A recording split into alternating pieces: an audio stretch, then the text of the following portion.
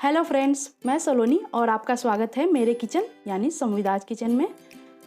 जो केक आप देख रहे हैं वो बनी है बिना ओवन के प्रेशर कुकर में। जितनी अच्छी ये दिख रही है उससे बहुत ज़्यादा सॉफ्ट स्वादिष्ट बिना अंडे का मैं आज इसे स्टेप वाइज आपको बनाकर दिखाऊंगी।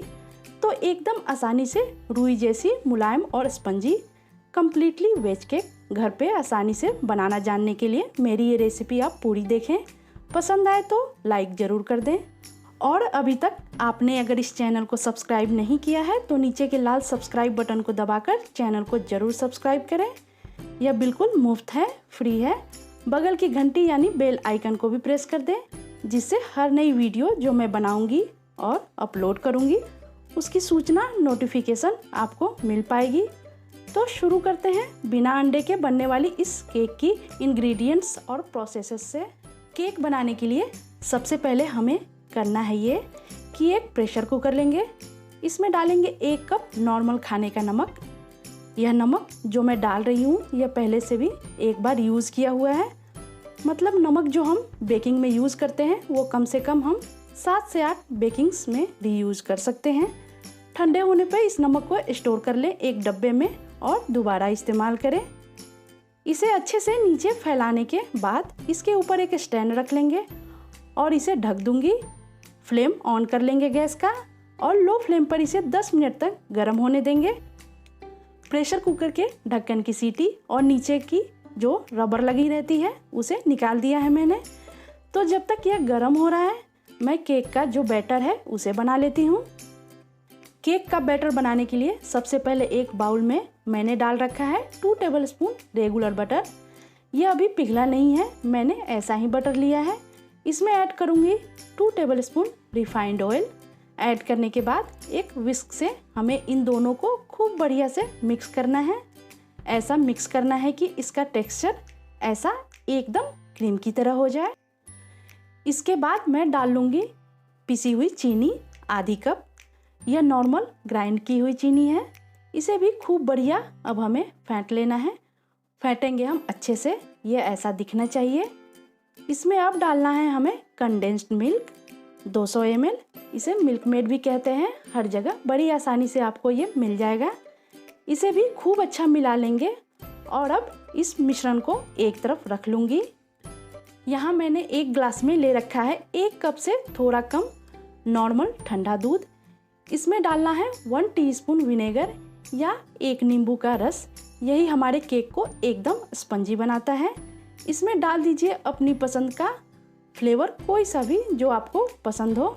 मैं वैनिला फ्लेवर 7 से 8 बूंद डाल रही हूँ और अच्छे से मिलाकर एक तरफ रख लेंगे।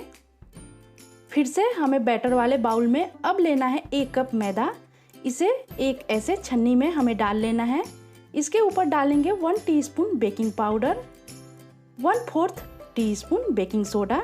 सबको ऐसे करके छानेंगे जिससे मैदे में ये दोनों पाउडर जो यूज़ किया है अच्छी तरह मिक्स हो जाएंगी।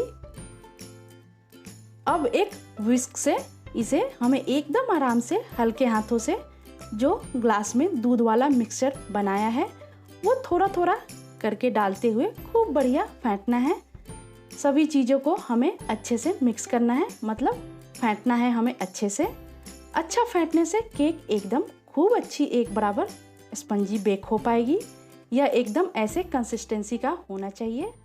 अब मैं ले रही हूँ एक एल्यूमिनियम केक टिन। किसी भी शेप का आप ले लें। इसे थोड़ा ऑयल डालकर ऐसे हर जगह से अंदर से ग्रीस कर दें, यानी ऑयल को फैला लेना है।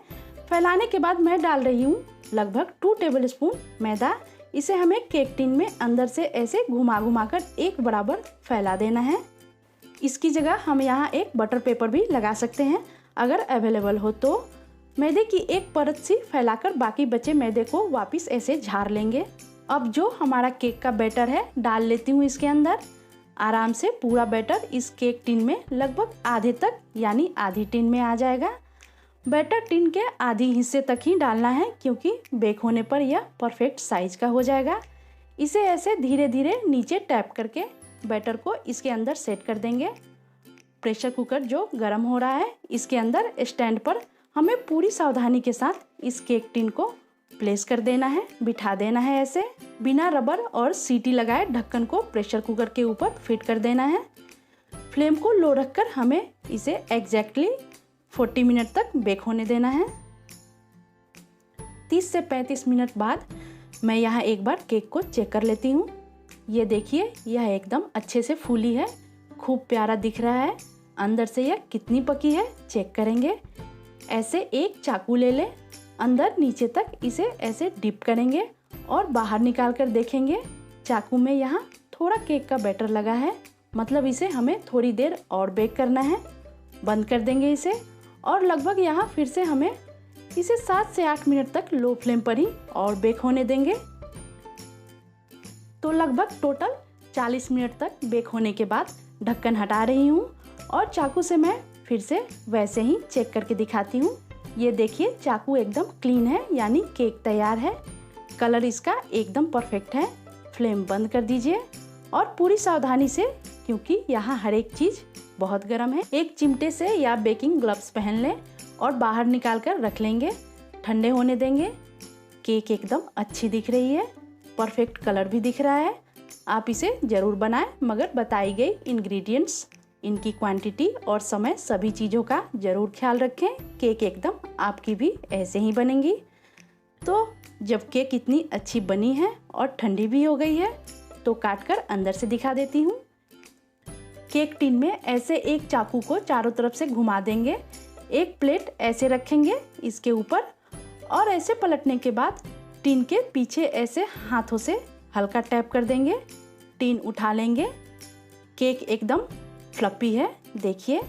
अब इसे सीधा कर लेंगे ऐसे एक और प्लेट लगाकर। दिख रही है ना खूबसूरत, स्पंजी भी है। इस केक को आप कभी भी किसी भी मौके पर बनाएं। अपने एक्सपीरियंस और फीडबैक मुझे कमेंट्स करके बताएं। ऐसे ही हर तरह की हर रेसिपीज़ को परफेक्टली एंड डिफरेंटली कुक करने के लिए मेरे चैनल संविदाज किचन को सब्सक्राइब करना ना भूलें। मिलते हैं एक नई रेसिपी के साथ, तब तक के लिए bye bye. Thanks for watching.